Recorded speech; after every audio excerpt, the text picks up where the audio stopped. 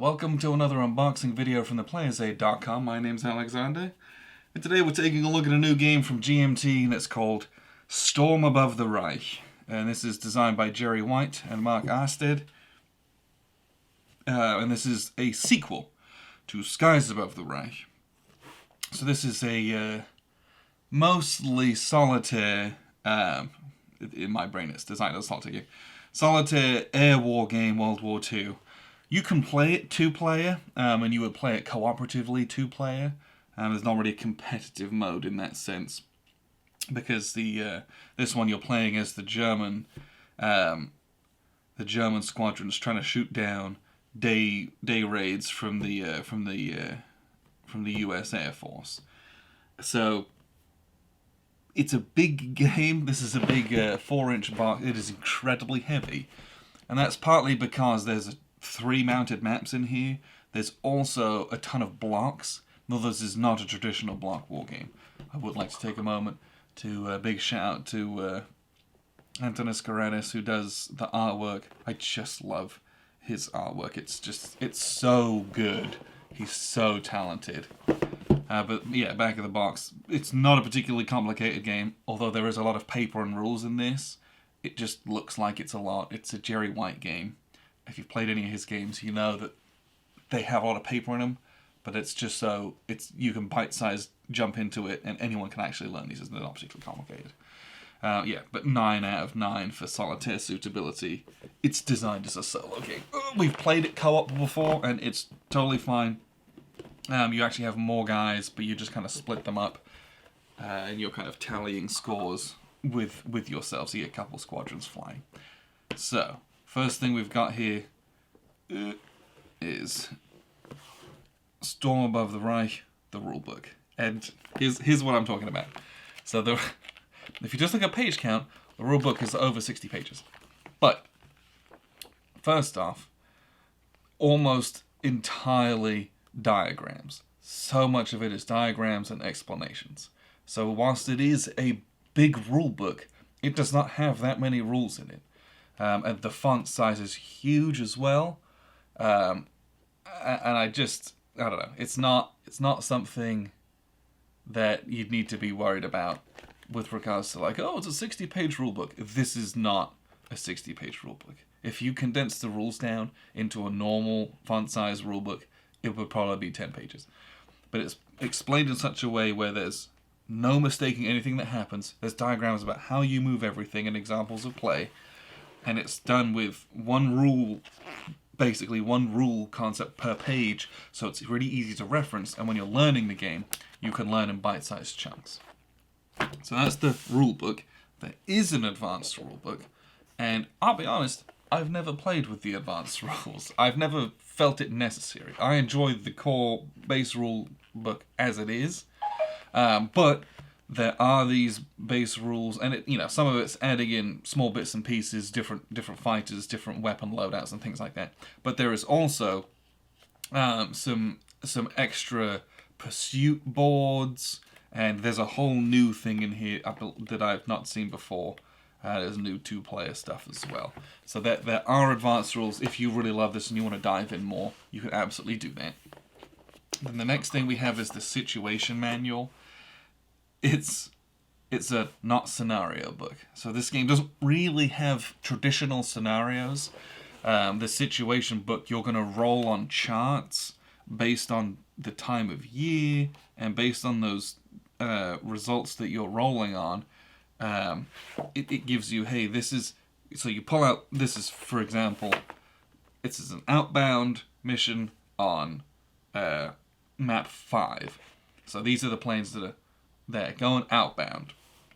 And so you're going to roll, and based on what you roll on these, this is the one that you're going to do. And it has a couple of units that might already be damaged, and how many of them are damaged. And then you're going to roll for how many points you get, your flight limit, how long you get to actually conduct your combats in, basically. If there's an absolute ton of these, because there's a ton of boards and a ton of different situations, all of that's here as well.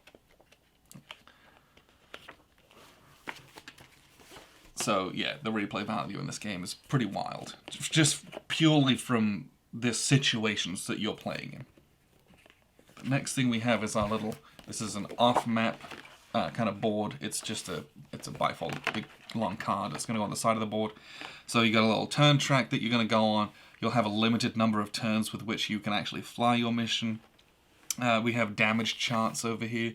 When you take damage, is that damage to your fuselage? If it is, what happens when you land? Your fate boxes are funny. When your guys get shot down, you put them in the various boxes of where they took hits and what caused them to go down.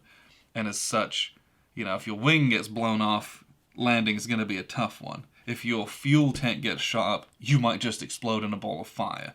But if it's something like you took some damage on your fuselage, you know, your wheel's probably going to extend. You know, it might be easier to get down than, you know, if you don't have a rudder and you can't steer, for example.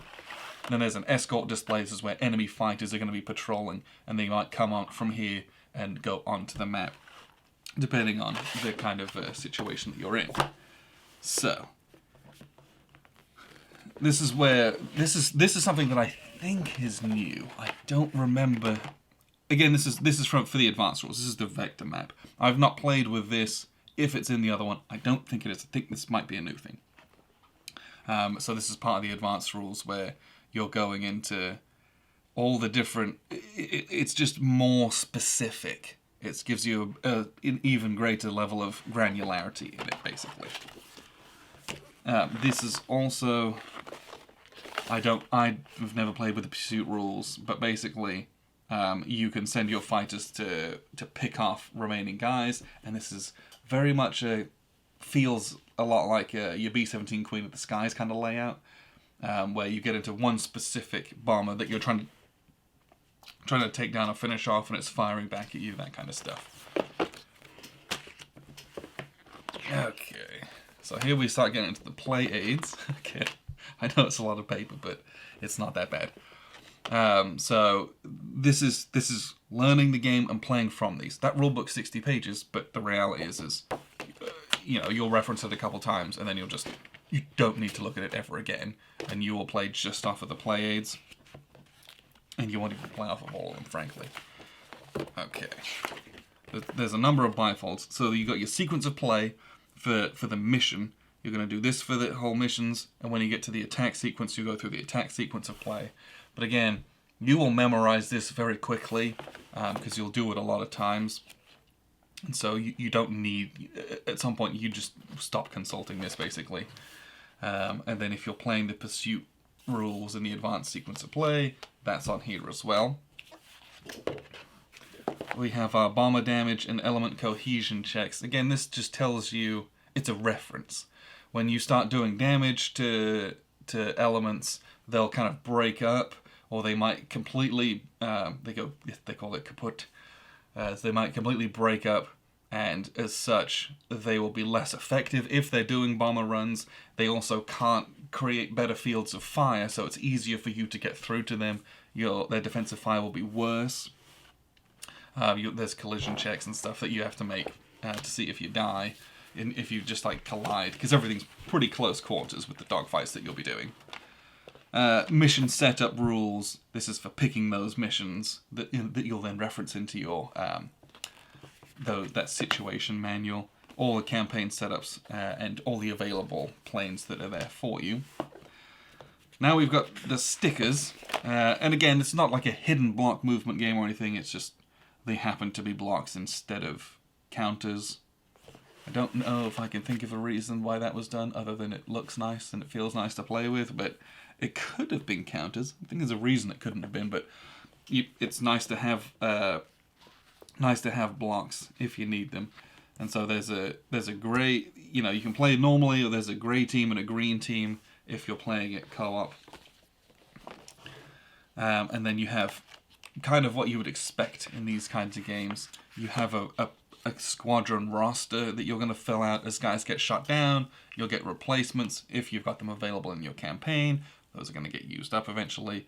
If you can get your pilots to become aces, they get little bonuses and extra add-ons and skills, which is nice. They can take wounds, things like that. So there's a big double-sided pad of those. I think you can probably print more off on a website. Then we have, let's see, 2 sheets of counters. And if you've played Skies Above the Reich, this will all be very familiar to you. So you have, these are the enemy escorts. These are going to go on that sideboard, and then they'll float around the edges where they can kind of tie you up. So you have to attack the fighters instead of getting taken up with your mission, which is shooting the bombers down. These are your loose elements and fallen bombers. Once bombers start to get out of formation, you put all these markers on the board, and it tells you that this little kind of combat box is weaker. It's easier to attack. But these are big, nice 1-inch counters, and they just pop right off. We have these are our damage counters. You're going to pull damage counters and then roll a dice to see if the thing happens to you, or if you just totally get shot out of the sky, basically. And then I think these hits, these are proximity markers for... Most of the time you're going to use these proximity markers for doing collision checks. And there's a number of other markers down here. But most of this stuff is... This is all admin stuff, basically. Because your counters, again, are the... What do I do with them? Are the stickers. They're under here. They're the stickers, which are going to go on a series of blocks that are under here. So let me pull out the maps. Is there only 2 maps? No. Okay, it's only 2 maps, but they're double printed, so there's 4 maps in here. I misspoke earlier. We have 2 10-siders, black and a red one. We have 2 decks of cards, but I think there's actually, in here, there's more than 2 actual decks of cards. And then we have blocks and a shipping insert. You don't need the shipping insert. So the blocks, these are these large black and blue blocks. Are those black or are they grey? Those are grey. But yeah, they're just large. These are larger than 1 inch, maybe? They feel like they're bigger than 1 inch. These are just large wooden blocks that you put your stickers on them, and they just go on the board. You don't hide them or do anything with them, unless they change the rules. But there's a bunch of those. You put all the stickers on them, and those will go in the box. But those are your actual combat units. Let's crack open these. Yeah. So we have an attack deck for doing an oblique attack. We have a continuing fire deck, which is very large, yes. And then this one has tail attacks, probably frontal attacks in it, I think. Tail attacks, and nose attacks is what they call them, yes. So these are all decks of cards. These ones are all when you attack them, you pull a card, and you consult if you're attacking from a low angle or a high angle, and then you're looking at your firepower, basically. And you're going to cross-reference that into whichever box you're looking at.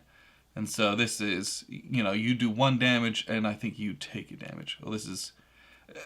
There's a key, I forget. And you might move on. So this one... you have no ammo. You do the attack, but you spend all of your cannon rounds or machine gun rounds. But that's the attacks. There's no dice rolling in that sense. When you attack, you flip, because the game is about getting yourself into attack from an advantageous position, so that when you pull a card, it's more likely to be of a beneficial one to you. So tail attacks, there's much less return fire and more likely that you're going to do some hits to them.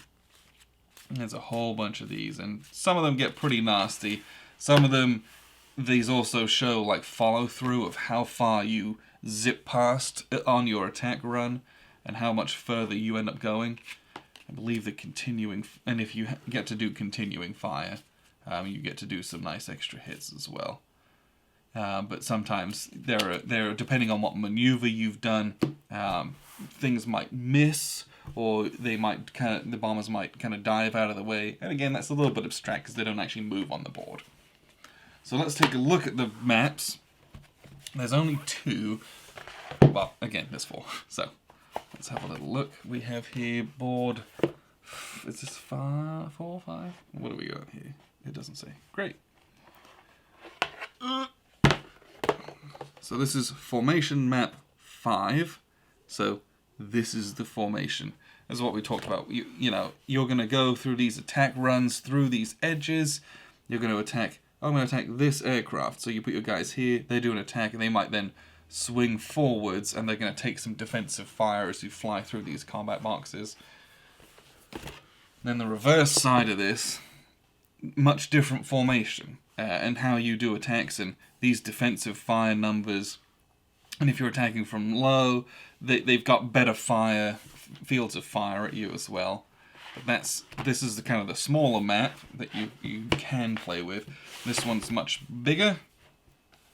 And if you've played Skies, this will be very, very familiar to you. This one's 22 by 34. I'm just going to flatten it out. These are very thick mounted map boards. This is map 7. This one's also dual-sided. Over here.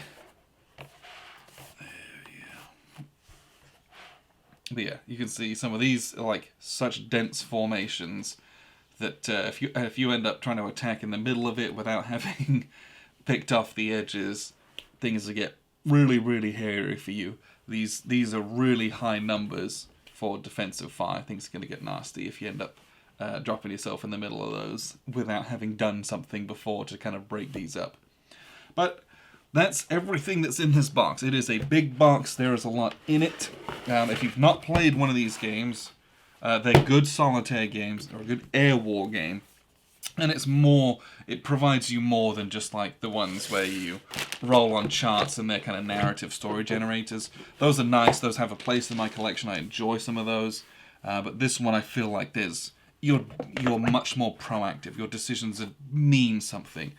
When the stuff that you're putting out and the damage you're doing actually has an effect for your next kind of pass, your next kind of attack wave.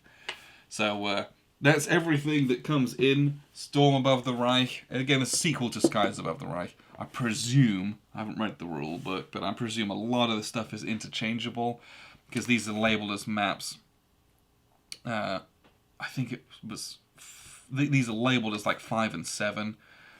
So I think that indicates that it's a continuation of the first 4 maps. So I'm pretty sure that you can use any and all of those. I'm not 100% positive, but I will read the rules and figure that out. But appreciate you guys tuning in. This is Storm Above the Reich from GMT, designed by Jerry White. I appreciate you guys tuning in. I've been Alexander from theplayersaid.com.